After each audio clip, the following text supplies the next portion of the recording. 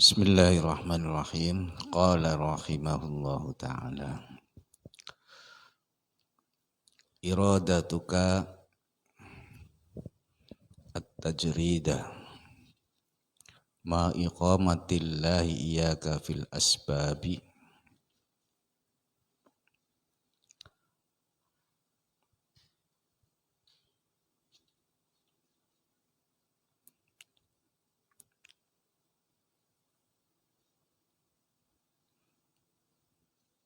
minasyahwatil khafiyah. Ini bab yang kedua, menginjak bab yang kedua mengenai apa yang terjadi dalam pada kondisi-kondisi seorang penempuh. Dia dihadapkan dengan kebingungan. Saya harus bekerja atau tidak. Ya. Sisi lain, kalau melihat kebutuhan hidup, saya harus bekerja. Ya, otomatis kebutuhan hidup oleh karena keinginan dan tuntutannya. Sisi lain, dia punya tugas. Ya, tugas namanya aurat. Apakah zikir yang sudah dilaksanakan istiqomah? Apakah tugas-tugas memberikan pengajaran ilmu tentang agama disibukkan dengan di tengah masyarakat, katakanlah ustadz. Nah,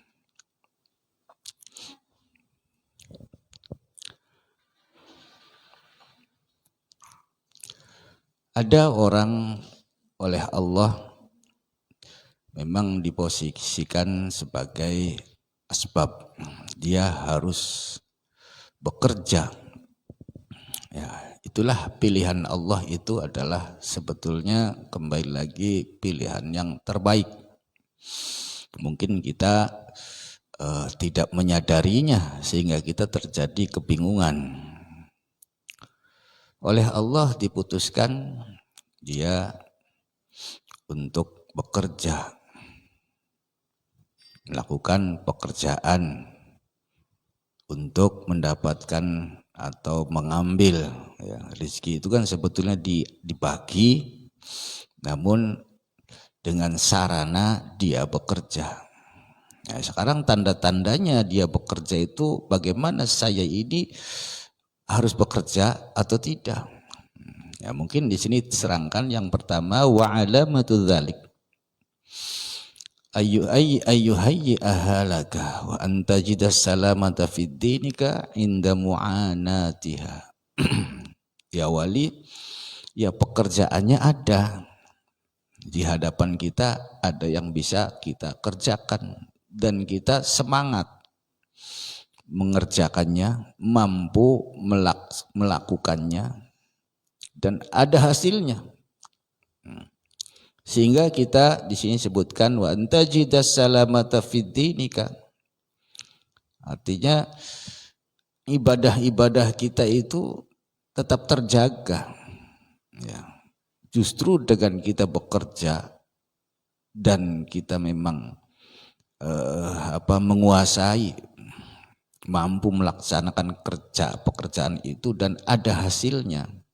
Dari buah hasil itu kita timbul semangat di dalam urusan agama. Inda mu'anatiha, pada saat kita sibuk dengan usaha itu, kita urusan agamanya terjaga. Ya. Senang melaksanakannya. Wa yanqati'u biha tama'uka amma bi'aidin nas. Sehingga kita merasa memiliki dari pekerjaan itu ada hasilnya, sehingga kita tidak lagi pelarak-pelirik menginginkan apa yang ada di tangan manusia, sehingga ada kepedean, saya bisa beli dengan hasil saya nanti saya bisa beli itu, bisa beli ini. Dilanjutkan lagi wala yushghiluka amma anta fihi min wadhaifil ibadati dhahirah wa ahwalil batinah. Nah, khusus bagi orang penempuh dalam melaksanakan pekerjaannya itu, bekerja ya apa sajalah pekerjaan itu, apakah bekerja di kantor, di sawah, di ladang atau punya piaraan, tidak mengganggu wiridan-wiridan, tetap masih terjaga. Punya istiqomah zikir, tetap zikirnya terjaga. Ya katakanlah kalau kita di majelis ya masih ikut mujahadah, masih ikut. Sekalipun kita dalam kesibukan.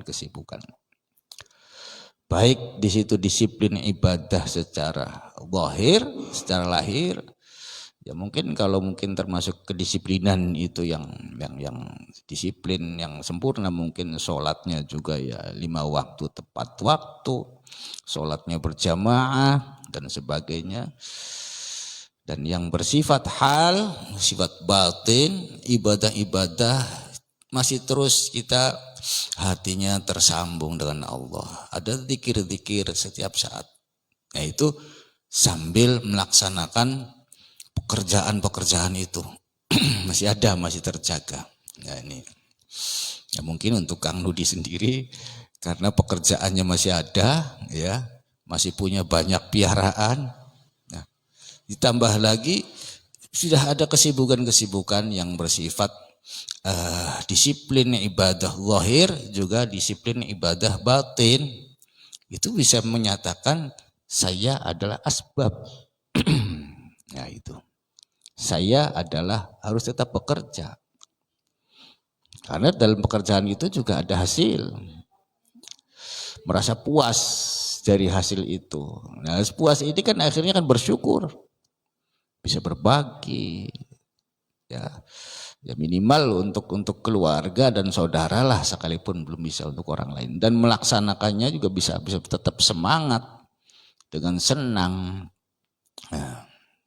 Nah suatu saat misalkan orang yang sudah diposisikan seperti itu oleh Allah dalam makom kerja, disuruh bekerja.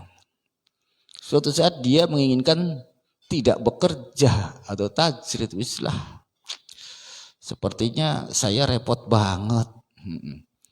Ini juga godaan-godaan bisikan iblis juga. Ya. Kadang-kadang inilah lembutnya bisikan-bisikan iblis itu. Ya, kalau iblis itu berbisik, kadang-kadang ngajaknya total, udah kamu tuh buang semuanya pekerjaanmu, jual semua kambingmu, wes, udah kamu tuh wiridan saja, nunggu musola saja. Ya. Ini bisikannya mungkin dia agar total kitanya. Nah, sisi lain kita tidak sadar Allah sedang menempatkan kita bekerja. Ini kita memutasikan diri. Jika itu yang terjadi, maka dikatakan minasyahwatil khafiyah, syahwat. Sekalipun bahasanya meninggalkan dunia, oke saya tinggalkan dunia, saya mau belajar zuhud. Bukan seperti itu zuhud itu, tetap kita bekerja. Lalu kita pengennya sudah saya akan fokus saja 24 jam. Saya tambahkan wiridannya. Ya nanti supaya ujung-ujungnya kan memang secara lahir kelihatannya seperti ibadah. Seperti urusan-urusan dengan agama dan menghadap kepada Allah secara lahir. Ya tasbih saja kan bisa dilihat, kelihatannya wiridan. Tapi apa yang tersembunyi, al-khafiyah yang tersembunyi itu ternyata dia ada keinginan, ya, ada hawa yang menyelinap. Akhirnya pengen dimuliakan, pengen jadi wali kekasihnya Allah. Ujung-ujungnya juga ya dia pengen banyak orang datang. Pengen mendapatkan karomah, ya apa bedanya sekarang? Iya, Itu bukan Allah juga yang diinginkan ternyata. Pengen karomah. Apa bedanya dengan orang lain yang pengen sorga dan sebagainya. Kita pengen karomah, pengen mendapatkan kasyaf dari Allah, pengen melihat hal-hal yang gaib. Yang gaib itu maksudnya bukan melihat yang setan-setan begitu. Ini melihat rahasia-rahasia ya di balik semesta ini. Nah itu juga akhirnya dikatakan syahwat. Nah sekarang tolak ukurnya bagaimana? Saya ini bekerja, disuruh bekerja itu, ya tadi dijelaskan. Pekerjaannya ada, kitanya mampu melaksanakan, hasilnya ada. Ya kalaupun hutang ya wajar lah, buka tutup masih wajar, masih dipertahankan, masih bekerja. Iya. Kecuali hutangnya kalau dilanjutkan hutangnya tambah banyak, kalau begitu berhenti dulu. Lalu ada inisiatif kalau begitu saya mau satu-satunya jalan, mau menggadekan, mau menjaminkan ini, mau pinjam modal sekian ratus juta yang dalam keadaan sakit. Itu kan berbisiknya kan akhirnya setan ekonominya kan modal. Yang dalam keadaan lagi bangkrut jangan berpikir modal, diam, istirahat. Tapi kan kata iblisnya bayar hutang itu wajib. Iya wajib. Itu kan godaan yang akhirnya menuntut kita menambah lagi bebannya. Ya setan itu ujungnya kita disuruh bunuh diri. Ya, menyuruh kita putus asa, suruh lari ya, dari kenyataan hidup. Sepertinya jalan keluar, sepertinya solusi. Tapi itulah. Asyaitonu ya'idukumul faqra. Setan mengajak kita dalam kebangkrutan secara ekonomi, kebangkrutan secara mental, ya, secara kesadaran agama, sehingga kita disuruh lari. Ujung-ujungnya ya permainannya akhirnya ujungnya itu batuan begitu modelnya. Ya samurai, ini sudah enggak, ujung-ujungnya ke sana. Iya. Itu putus asa kalau begitu.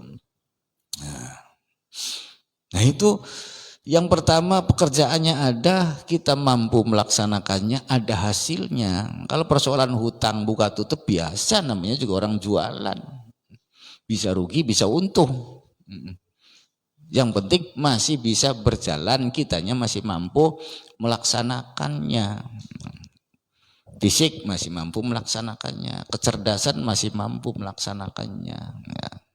Ya, depan untung sih memang relatif, kadang untung, kadang rugi biasa. Dan hutang, semuanya punya hutang. Jangankan orang, negara saja punya hutang. Iya, ini wajar kalau itu sih. Yang penting agama yang terakhir selanjutnya, agamanya, wiridanya tetap masih bisa dilakukan. Perintah-perintah syar'inya tetap masih bisa dilaksanakan. Pekerjaan kita tidak mengganggu ibadah. Ya.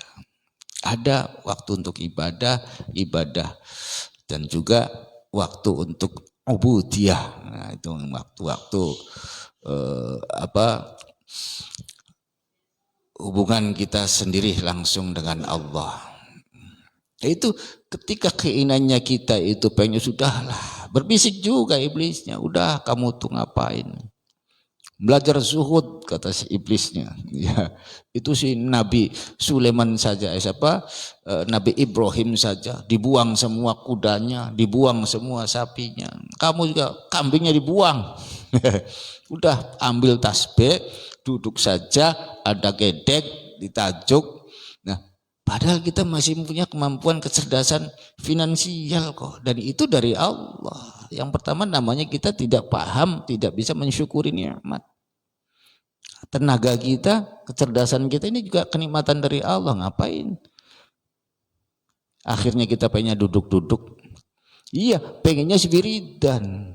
Menghadap totalitas kepada Allah. Ujung-ujungnya kan ada buahnya.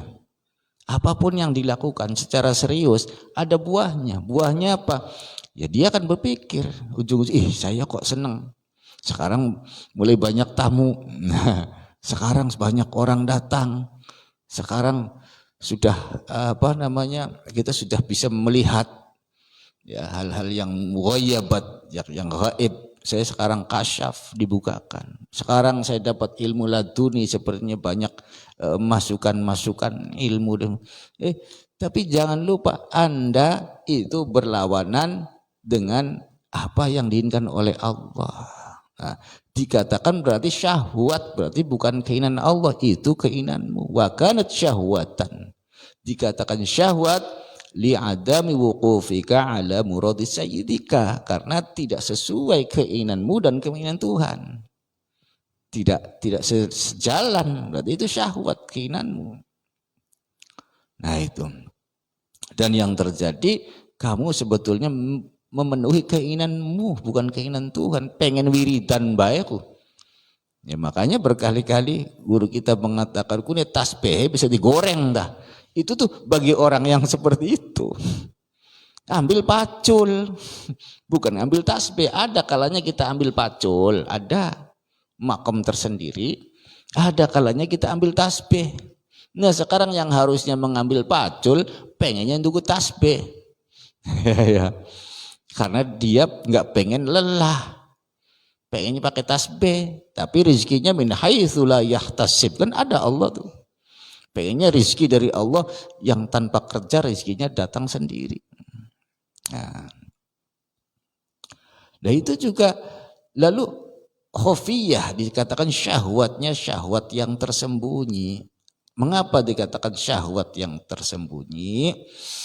Li'anna dhahira dzalik anna muradaka bitajridi al-inqita' ila Allah taala.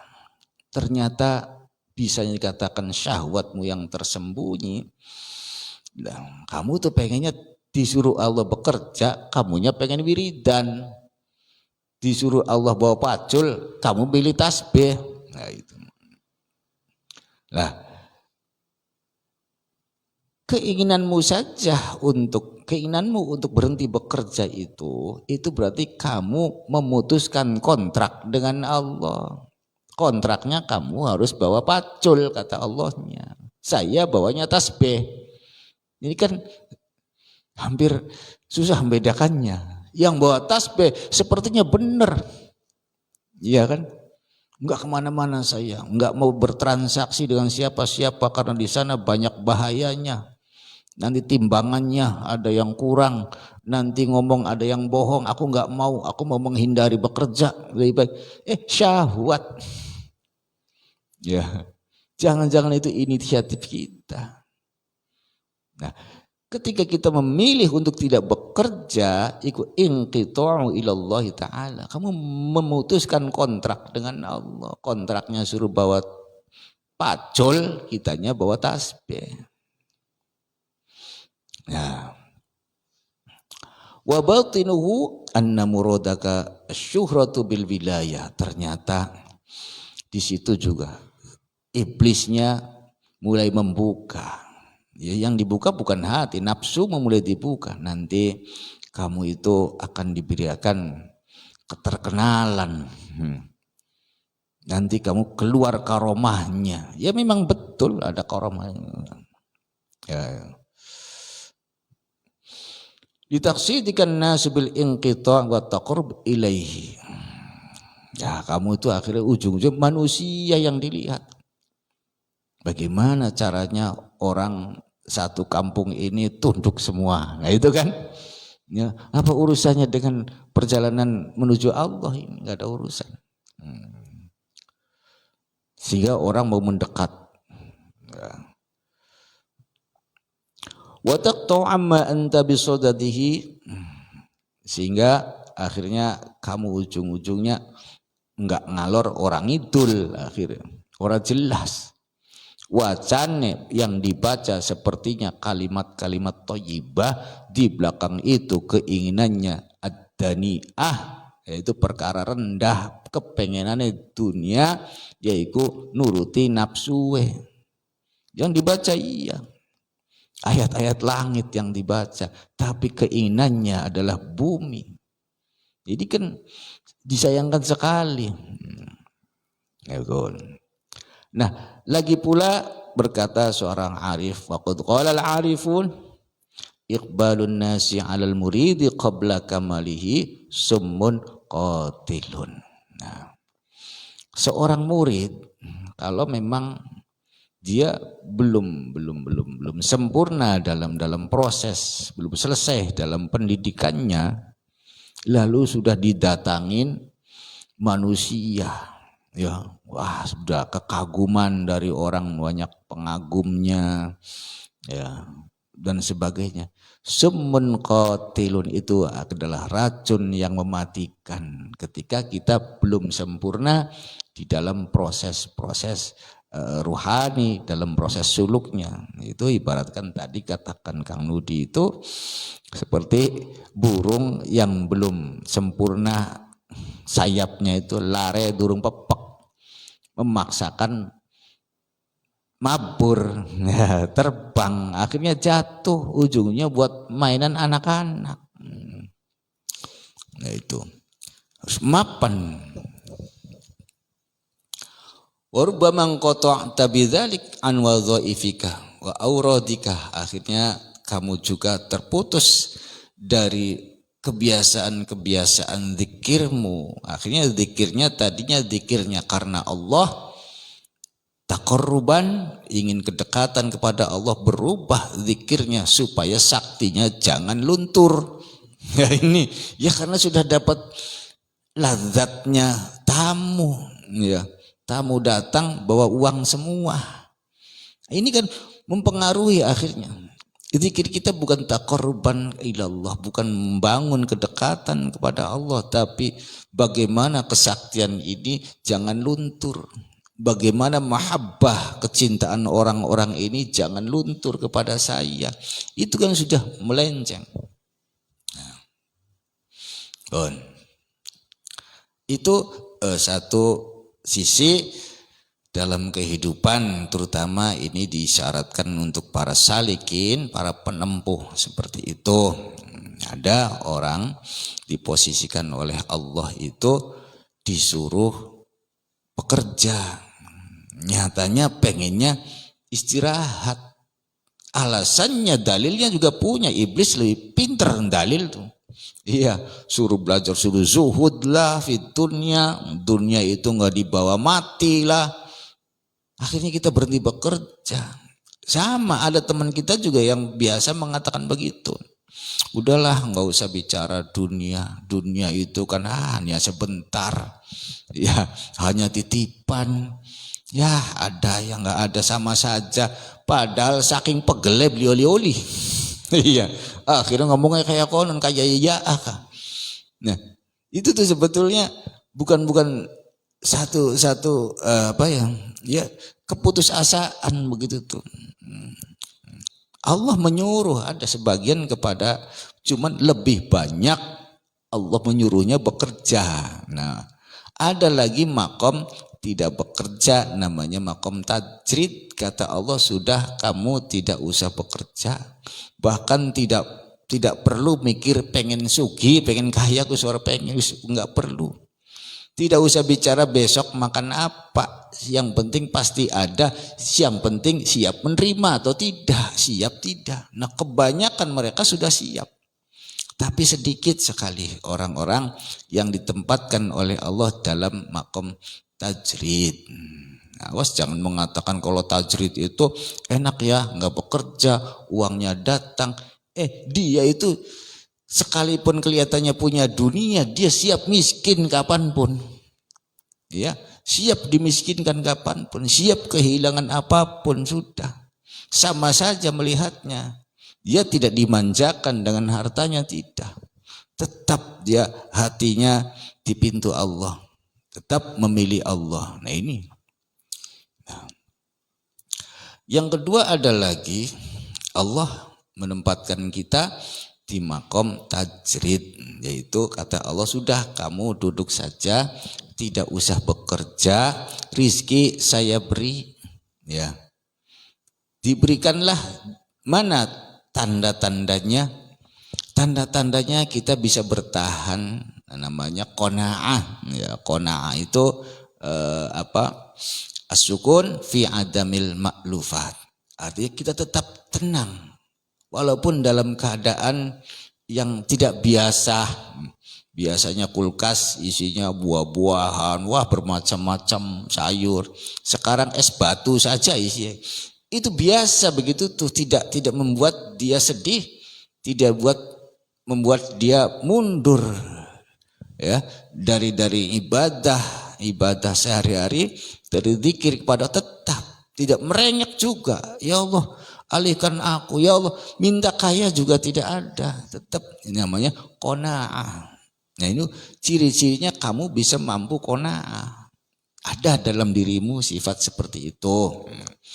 Yang kedua, kalaupun kita bekerja sepertinya ya biasanya ini sudah dilakukan, pekerjaan ini bongkar lagi, malah tambah hutang, tambah beban, ya. Lah itu nggak usah dilanjut. Urusan dunia pekerjaan dagang semakin hancur-hancuran, utang semakin banyak, ditambah lagi kalau cari modal pun jaminannya dapat pinjam. Sisi lain saat itu dia sudah ditemukan, sedang berbarengan dengan itu dia sedang ditemukan dengan kajian-kajian yang menuntut pada rohaninya. Kalau begitu kamu tajrid, udah silakan tinggal, teruskan. Nah, nanti ada sinyal-sinyal Tuhan yang memperkuat kamu di dalam ketajridan itu, dalam tidak bekerja itu ada yang berkuat. Ya, nah ini setannya juga berbisik lagi. Kamu tuh punya hutang, hutang tuh harus dilunasin. Ngapain ke situ-situ? Ngapain yang mengambil tasbih? Udah, paculnya ambil lagi. Kamu harus bekerja supaya bisa haji, naik haji seperti teman-temanmu. Nah ini ya keraguan-raguan juga. Ya di sini kebingungan para penempuh di sini. Ketika sinyal Tuhan itu lebih kuat, ya kita setiap hari banyak intuisi yang datang tentang Tuhan, namanya wujdan, penemuan di dalam hati kita tentang Allah, tentang penciptaan Allah yang menumbuhkan rasa ta'ziman, rasa mengagungkan Allah, menumbuhkan rasa bersyukur. Ada rasa qanaah dalam diri kita, kok saya tenang ya, padahal hutangnya masih banyak. Bukan berarti semaunya sendiri mengabaikan utang, enggak, tetap diakui, tercatat ada, tapi saya kok enggak gelisah ya. Ya. Nanti kita baru muncul wa ufawwidu amri ilallah, ya sudah segala urusanku kuserahkan kepadamu ya Allah. Dengan sendirinya nanti dia berangsur-angsur selesai Allah sendiri dengan cara Allah sendiri. Karena kita ditugaskan oleh Allahnya memang tidak bekerja. Nah, akhirnya melalui ilmu-ilmu yang datang diberikan oleh Allah itu, dia mulai menularkan kepada teman-temannya tentang kesabaran menjalani hidup, menjalani ibadah, tentang bersyukur dengan nikmat Allah. Kita mulai berbagi dengan teman, itulah tugasnya akhirnya. Maka kalau sudah sampai di situ, jangan berpikir pengen mengambil pacul. Benar, itu ambil tasbih kalau begitu perintahnya. Nah, terus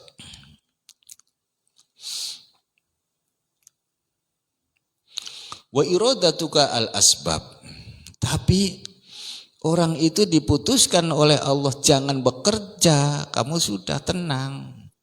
Nah, lalu ada yang bertanya, ya Kang, saya sih bisa nyaman, bisa qanaah, bisa. Tapi ikili setan jobong ini.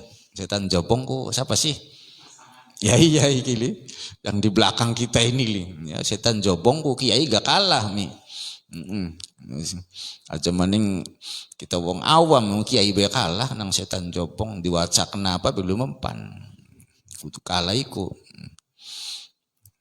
Setan jobong kita jangan pernah menunggu dia atau menginginkan dia terima kasih. Laka sing karena kesuwun.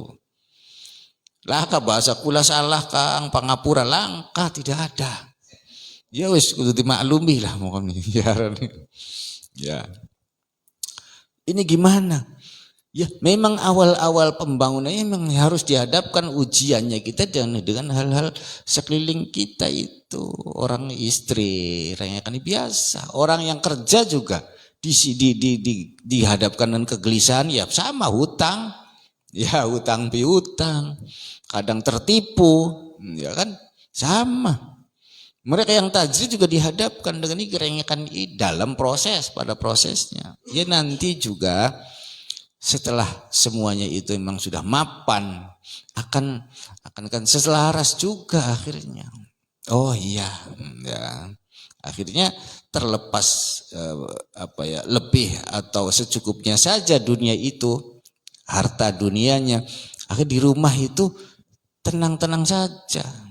Ya, tidak ada kegelisahan nanti untuk bayar itu dari mana ya. Nah, nanti putar-putar. Enggak, mengalir saja. Nah, itu oleh Allah orang itu diberikan tempat tajrid. Nah, tajrid itu artinya dia melepas dari pekerjaan. Jangan berpikir pekerjaan, ya. Enggak usah berpikir pengen kaya, hilangkan semuanya. Bahkan tidak ada pilihan, pilihannya yaitu apa yang selalu berbisik, yaitu dari Allah, bisikan-bisikan malakutiyah dalam diri kita, itulah yang diikuti. Ya, ujung-ujungnya tentang kesabaran, tentang tawadhu, tentang zuhud, tentang bagaimana kita taslim, ridho kepada Allah, itu yang akhirnya dihadapi. Ada ketenangan jiwa. Ternyata kita pengen ambil pacul.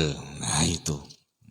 Kata Allahnya suruh diam, pegang tasbih, ternyata pengen ambil pacul. Karena saya kok sudah 7 tahun. Nah, sepertinya gambaran janji Tuhan itu 10 tahun ini akan berakhir, enggak selesai juga ya. Saya enggak, wah kalau begitu saya keluar dari tajrid ini. Nah, mumpung saya banyak teman, akhirnya ya nyalonkan apa begitu. Ya, siapa tahu. Enggak jadi, malah akhirnya banyak hutangnya tambah numpuk kan. Justru pegang sudah duduk manis. Ya tidak ada pekerjaan di hadapannya. Dan kalaupun ada juga dia lebih kuat kepada kesibukan batin, hubungan dengan Tuhannya. Ada rasa tanggung jawab di situ. Bukan sekedar ingin wiridan, bukan, ada rasa tanggung jawab. Sama seperti orang bekerja juga ada rasa tanggung jawab dengan pekerjaannya. Yang tidak bekerja ada rasa tanggung jawab di hadapan Tuhan dengan tidak bekerjanya. Nah itu. Nah dia pengennya bekerja. Pengennya dapat gajian, nah, apalagi gajiannya besar, lihat pengaruh dirinya, banyak pendukungnya, kalau saya nyalon pasti jadi ini, ya karena sebetulnya kebosanan, ya putus asa juga.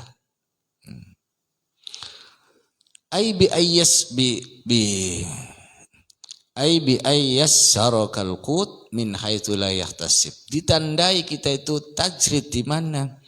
Untuk makan itu min haitsu la yahtasib. Beras ku ana sing ngateri dewek. Ya. Minggu lalu ana sing ngateri gitu loh. Ya 2 karung ana maning. Untuk makan-makan saja sih masa kurang arah. Cuman aja takon duit bae. Ya, kalau uang enggak punya. Kalau makan mangga, setangga juga berapa orang di tangga yang belum makan ke sini pasti ada insyaallah itu. Ya, ada yang ngirim sayuran, ada yang ngasih beras, ada bermacam-macam. Nah, itu waja'an nafsaka mu'idnatan 'inda ta'adzurihi muta'alliqan bimaulaha. Dan yang terjadi dalam dirimu wahai tajrid, kamu hatimu tenang, dihadapkan dengan persoalan apapun kamu tenang. Ya karena hatinya muta'alliqatan billah. Karena hatinya sudah bergantung kepada Allah. Semuanya keputusan Allah. Apapun yang terjadi saya terima. Wa dumta 'alal istighal biwadhaifil ibadah, dan kamu istiqamah. Selalu sibuk menyibukkan diri dengan kesibukan-kesibukan yang bersifat ibadah dan ubudiyah, yang bersifat, ya kalau orang salik ini mungkin lebih condong kepada proses kesibukan ruhani, ya.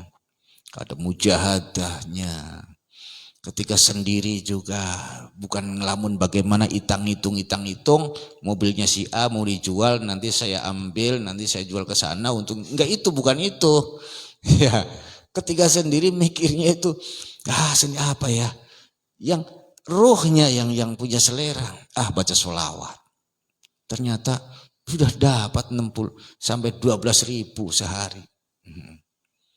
Ya, tidak ada embel-embel. Sekalipun ada orang yang mengijazakan kalau setiap hari, guru saya ya di Tuban namanya Kiai Mabrur, itu mengijazakan silakan baca sholawat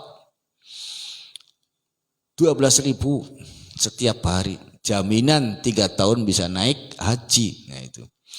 Nah, ini juga dilakukannya bukan karena untuk naik hajinya, tetap bagaimana ini sebagai pendampingan, rasa pendampingan, mendampingi Allah. Ya, dengan itulah udah selesai itu masih bisa Fatihah dibaca lagi 313. Masih kurang lagi ya Razzaq 308. Masih ada waktu lagi bismillah 786. Memang begitu. Jadi bukan keinginan dia, memang keinginan Allah, dibuktikan dia nyaman melakukannya. Nah, kalau yang terjadi oleh Allah itu disuruh tajrid, jangan bekerja, lalu karena dia mungkin terpengaruh oleh tetangga sekitarnya, ya, yang rumahnya tambah tinggi, ya kendaraannya tambah banyak, lah kalau begini terus kita kapan sugih? Ya, gerata gerutuk bae karo Kang Sukron gitu. Kapan maju Ya mana islah Belanda ta, Jepang ta, akhirnya ditinggal semuanya, ditinggal. Ujungnya rezeki itu juga.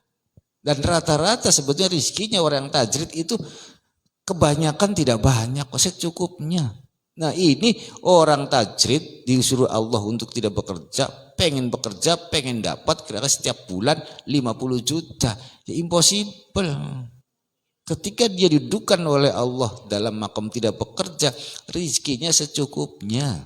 Ya, makanya ini mereka para mutajaridin, orang-orang yang tajrid itu enggak ada istilah pengen beli mobil yang harganya 500 juta tuh. Ya bukan tahu diri, bukan, memang dibangunnya dia secukupnya. Cukup mobil, kalaupun kendaraannya ya 40 juta lah cukup. Masih bisa dipakai.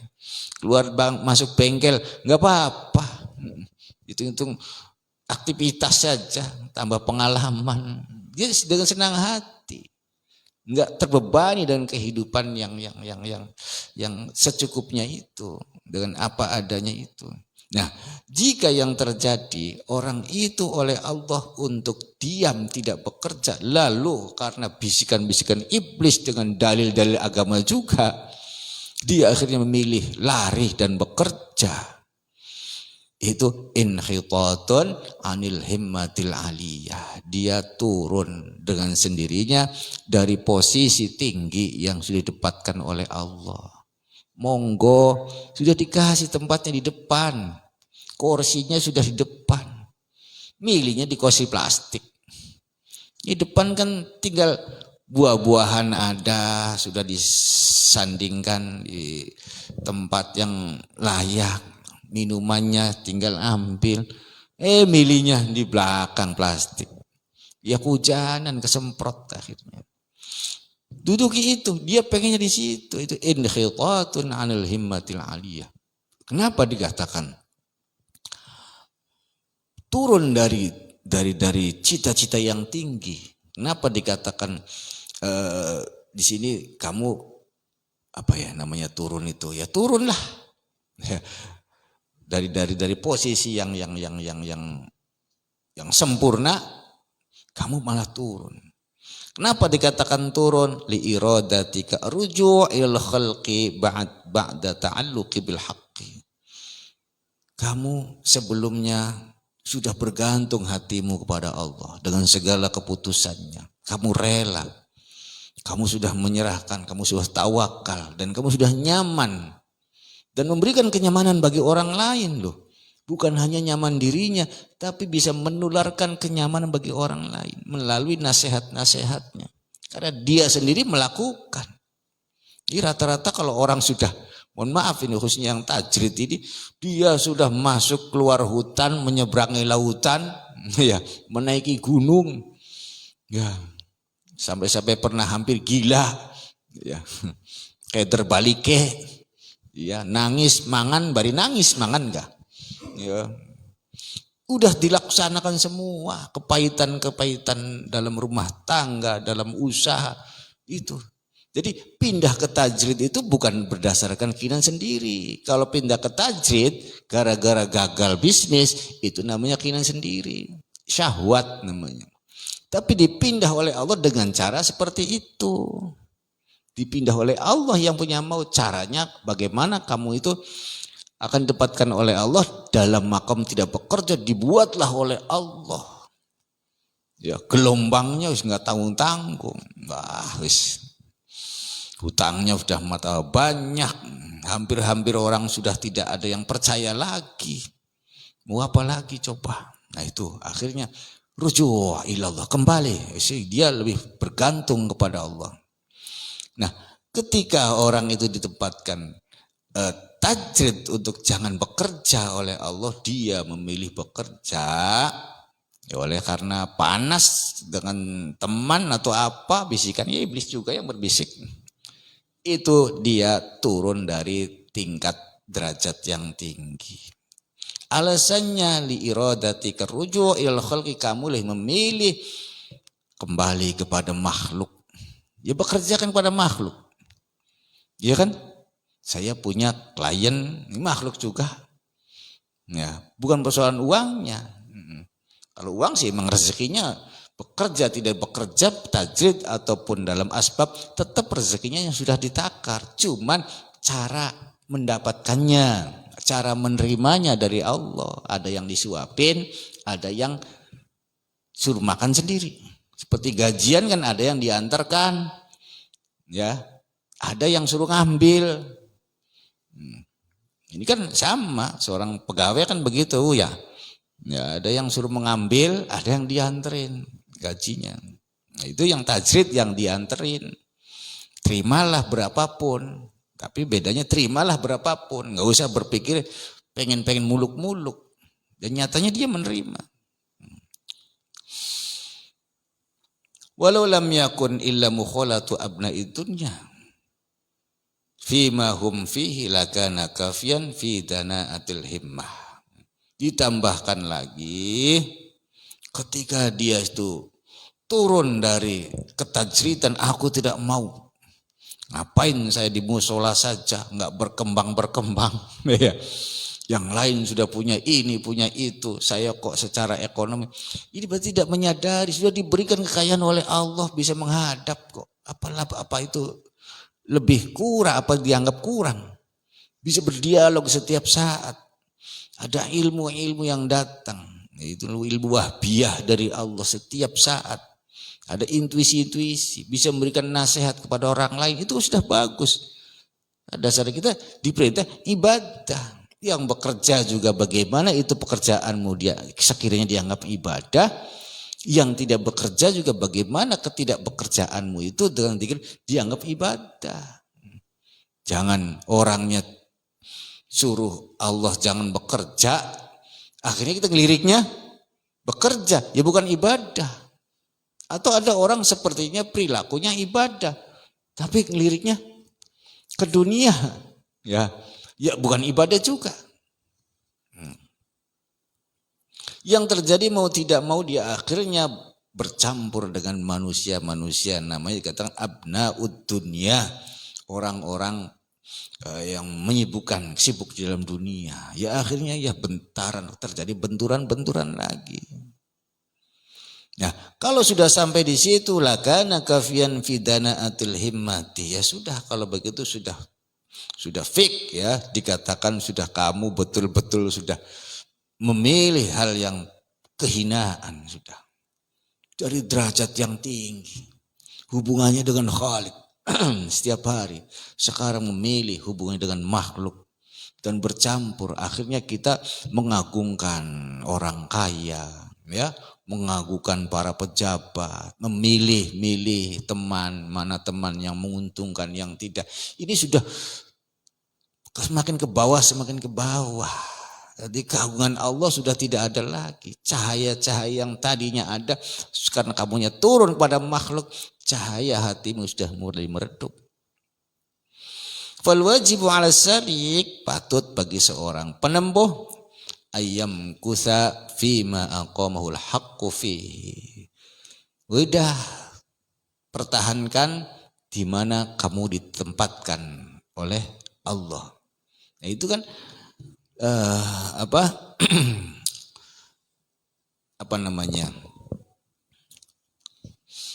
Ya tolak ukurnya kan sudah jelas tadi. Saya harus bekerja. Saya sudah tidak bekerja. Ada.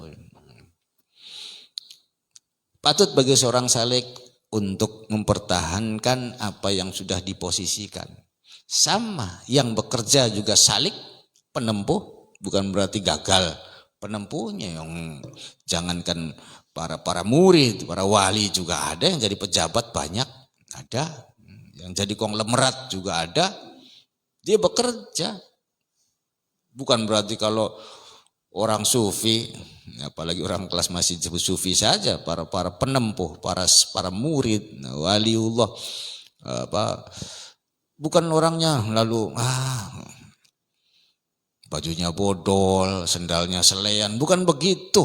Yang jadi pejabat juga banyak, yang menduduki jabatan-jabatan pemerintahan. Yang itu Allah yang menempatkan.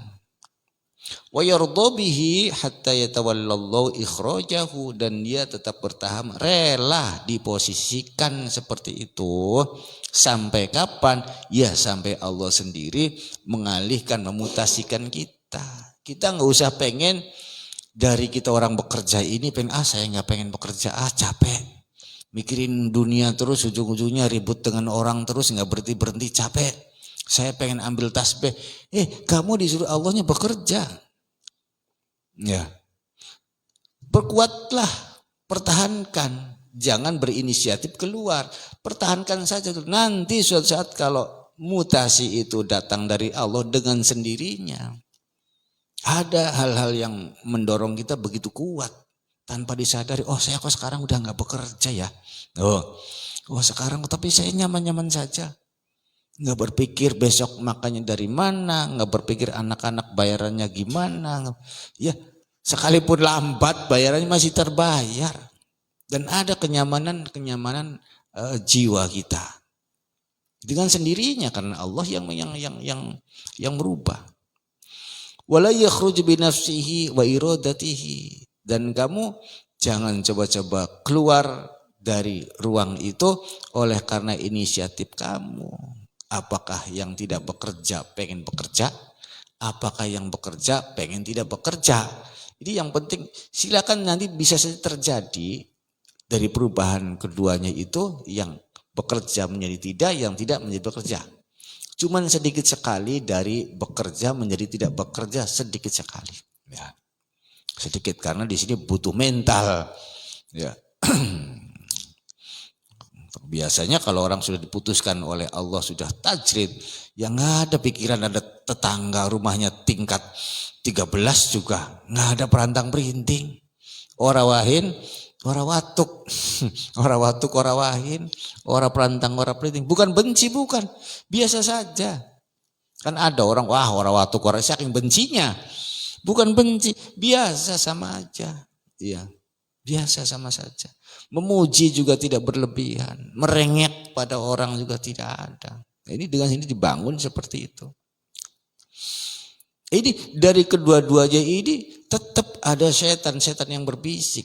Baik datang kepada orang yang ditempatkan kepada makom yang tidak bekerja, maupun didatangkan setannya datang kepada orang yang makom yang bekerja. Ada setan juga, pakai dalil semua. Ya dalilnya Quran, ya hadis, makalah ulama nggak tahu tentang, tapi kan yang setan yang makan.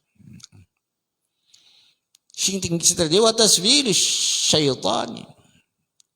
Dan akhirnya setan itu akhirnya kalau kita sudah dalam kebingungan itu mulai ramai datang. Nah, ini di sini rawan, makanya dibutuhkan nasihat-nasihat ya orang yang bisa mengarahkan. Ya. Ada sahabat kita, Kang, saya karena begini, maaf ya akhirnya saya inisiatif satu-satunya cara. Nah itu lagi-lagi dia bilang satu-satunya cara. Kamu lupa Tuhan punya berjuta-juta cara. Kamu sudah, ketika kamu mengatakan satu-satunya cara, itu satu langkah sudah membuat kamu sempit. Nah, kata saya nggak usah ngambil di situ. Udah diam saja dulu, bertahan saja dulu apa adanya. Warungnya ya masih aneh, ST ada itu biar bertahan saja, jangan memaksakan, lakukan saja. Akhirnya kesuwun Kang ngapain? Ternyata ada orang sahabat, ada kerabat yang memberikan modal ya. Ya ini kan karena dia bertahan dari bisikan-bisikan itu.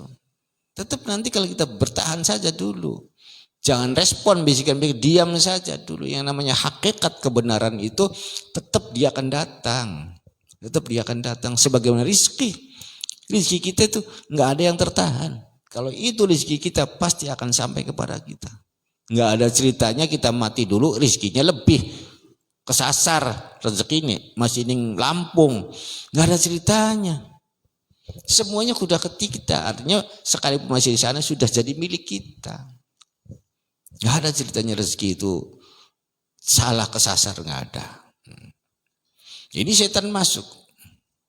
Fayaqulu fi bahril qati'ah wal iyadu billahi ta'ala. Sehingga akhirnya kita terjebak ya, kalau kita sudah kegoda oleh setan, apakah yang tajrid, apa yang asbab, karena dia terburu-buru mengambil keputusannya, makanya segala keputusan ya pending dulu. Uangnya ada, barangnya seneng, jangan buru-buru. Ya mungkin kalau orang Jawa sih gawe ya lelakon dikit, puasa seminggu ta, telung dina 3 hari ta, ya Allah, bulan arane apa? Apa arane? Iya. Istikharah. Arane Jawa mau istikharah. Sebenarnya istikharah itu bukan bagian pilihan yang baik, bukan. Ini menunda dulu. Jangan terburu-buru. Enggak, pokoknya mobilnya saya seneng, uangnya ada.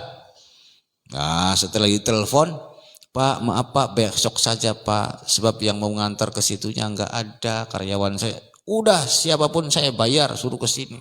Arane uang lagi seneng. Tuh kue larang tak murah bakal makanan. Larang. Sebab menggebu-gebu. Nah itu. Ada lagi orang jual, pokoknya malam ini harus jadi uang. Kira-kira mahal apa murah? Ya wis. Nafsu maning baik. No. Bakal beli larang yang ngedole murah karena nafsu. Cobalah tenang saja dulu. Nggak usah bilang minggu ini, hari ini harus jadi uang. Tenang saja dulu. Tenangkan hatimu. Nggak usah buru-buru. Tapi kan anak saya kasihan, tanggal sekian harus bayar ini. Udah tenang kan semuanya bisa dibicarakan. Termasa nggak mungkin dikeluarkan anak kita tuh. Bisa disuruh bicara, tahan dulu. Nanti akan ditemukan, oh iya hakikatnya datang. Ternyata nggak sampai seminggu kemudian ada pertolongan dari Allah. Alhamdulillah. Masih utuh ininya, nggak terjual. Alhamdulillah saya tidak jadi merengek kepada orang. Ya termasuk kita mau ngomong juga. Ya paling tidak seminggu. Ya Allah ngomongnya sama siapa? Sudah ada sih daftarnya ngomong sama ini. Nanti. Nanti juga diberitahu oleh Allah. Atau Allah mendatangkan, alhamdulillah saya tidak sempat ngomong ke orang lain. Nah, ini kan jangan terburu-buru.